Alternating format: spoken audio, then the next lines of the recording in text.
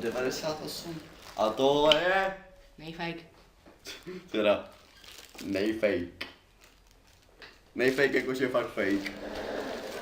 Tak pojď sem, ty fejku. Řekni nám něco o sobě. Jsem nejfake. Bydlím v garáži. Sám. S mámou. Vole, vstaň, vole, jsi těžké jak prdel, vole. Myslíš, že jsi nejfake, budeš nejlehčí, nebo co? Aby... Sedni, já se ti říkám. No takhle zůstaňte, debil.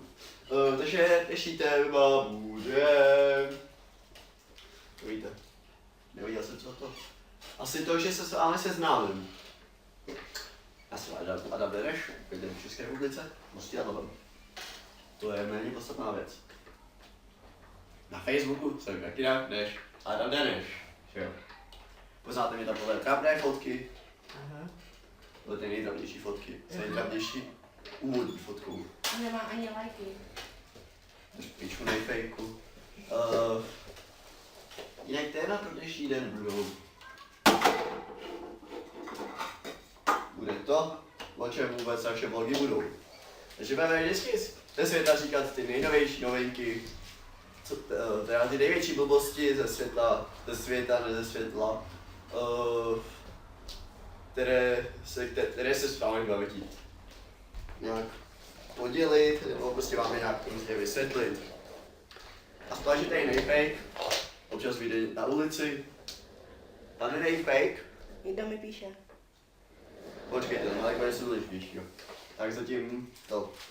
Budeme se prostě říkat to, co běží Facebookem, různýma webovýma stránkama, pak co běží nejnovější videa na YouTube, jako všichni znáte třeba. Starou Julču, která jezdí perskou tramvají, že jo. Já mám právo sedět! Já mám právo sedět! Právo sedět! A ty myslíš? Tak zavolejte! Já mám právo sedět! Prosím vás! Já mám právo sedět. A taky. Já mám právo sedět. Nemáš. Tak to jezdí v pražské metru. Ukončete prosím výstup a nástup, dveře se zavírají.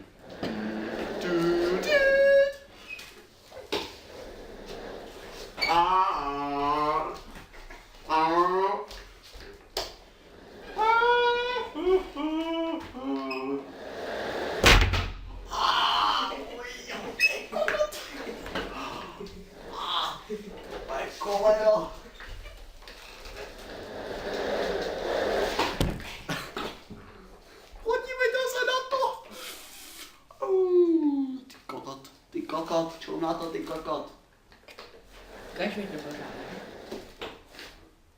Pan doktor je tu.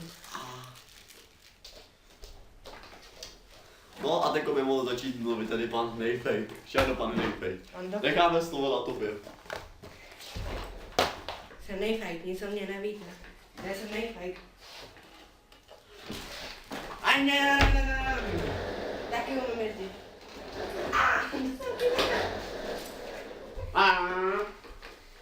My točíme vlastně vlogy, já jsem je chtěl točit, tady ten nebyl se ke mně jenom přidal.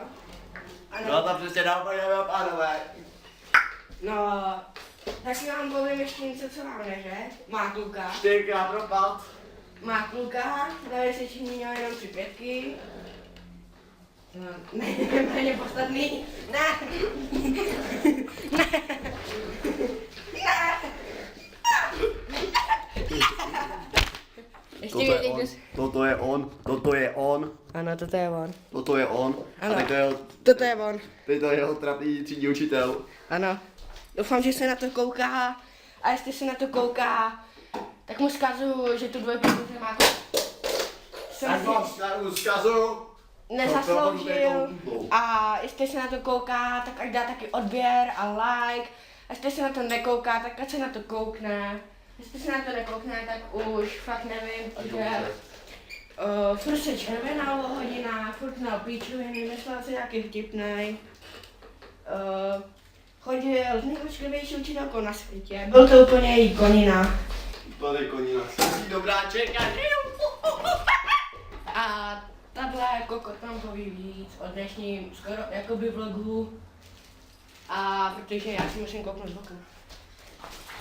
Takže, dámy a pánové, jako se dáme menší pauzu, reklam.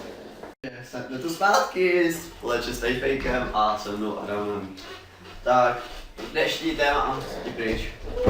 Počkej, je fakt trošku jasno. Tak dnešní téma, jsme si vybrali Facebookovou skupinu Přiznání holek. Tak. První přiznání, které mě dost fascinovalo, bylo ve školce se chodila po O. Jakože na sebe bylo O, tak chodila po O. Nebo jakože chodila po obědě. To už se nedozvíme. Ale jako co to je za přiznání, sakra ty vado. Tam si mají třeba říkat, že včera dostali krámy nebo něco. Kluci by vždycky měli holky zdravit první. No tak to je snad logika, ne? Ty vole, to není žádný přiznání. Vždy, když jdu po ulici, koukám klukům na zadek, některý jsou fakt dobrý. Co je tohleto? Ukaž svůj zadek, ty vole. No, tak holky posuďte, je dobrý nebo není. Je to klasické přiznání holek. Nenávidím kuřáky a hlavně kuřačky se nechutný. Snad je to do prdele každýho věc. Já osobně nekouřím a ani nechci, ale proti kuřákům fakt nic nemám. Je jich zbytečná utrata peněz. Ty zdravě kouříš, jsi mi říkal. Kouříš ty?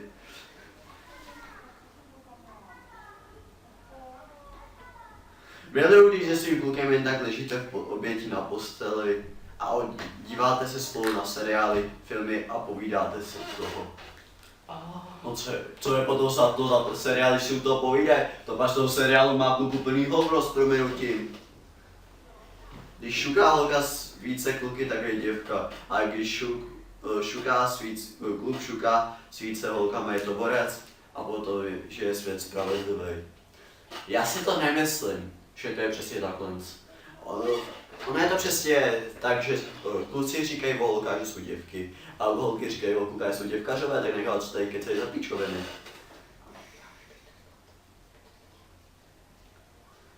Mám chuť ojebat nějakýho panice, líbí se mi, jak vždy neví co a jak. A co jako? Ale to se neumí trefit, nebo co ty tam do té dírky by se trefil možná i slepej. Konečně nevíme do jaký, no. Beru antikoncepci jen proto, aby se nezvětšily prsa. Axelka bude divit, až bude mít rakovinu. No a myslím si, že to je taková ta tečka nakonec. To je, dokážu si olíznout bradavku. Ty vole, jaká holka si do prdele dokáže olíznout bradavku. Ahoj lidi.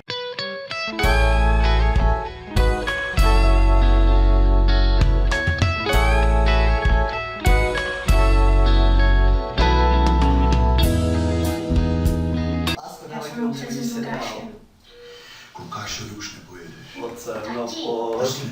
Tak to lásko, jak se říkám. Dobře, lásko. To je fajn.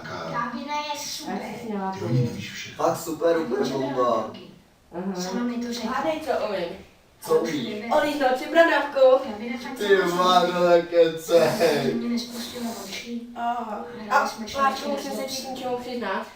že tady Koukám na zadek. Tak jsem zdrhnul. Vážně. Promiň, lásko. To je v pohodě, broučku, no Jsem jo. překvapit. Zavolal bych mu. Teď ty se koukají něco v televizi. Ano, a budeme se přitom objímat. A povídat si spolu, jo? Ano, aby jsme hovno slyšeli. A hovno o tom věděli. Ano. Tak, dobře. Ondra je můj brácha a já ho prostě musím vidět. Ale